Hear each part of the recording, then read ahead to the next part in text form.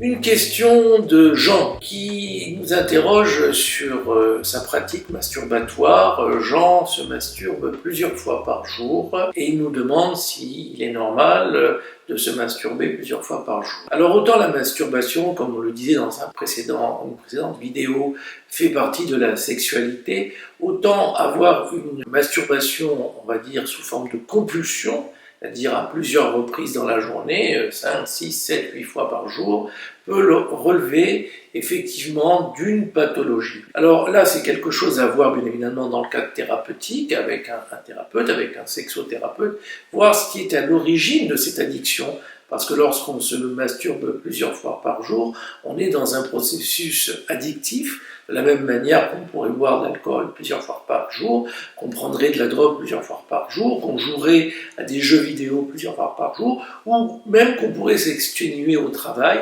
On est dans le cadre d'addiction, addiction à la masturbation. Alors pourquoi ? En général, lorsqu'on se masturbe, c'est pour avoir, lorsqu'on est un homme mais aussi une femme, une décharge par rapport à l'excitation sexuelle qu'on peut avoir et par rapport également à l'angoisse que l'on peut ressentir au mal-être.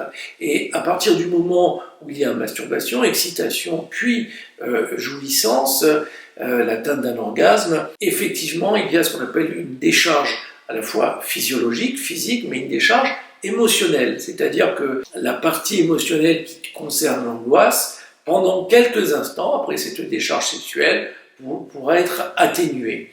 Et c'est un cycle, comme dans toutes les addictions, pour retrouver la paix que l'on avait ressentie après l'orgasme, eh bien, on recommence une nouvelle fois l'acte masturbatoire.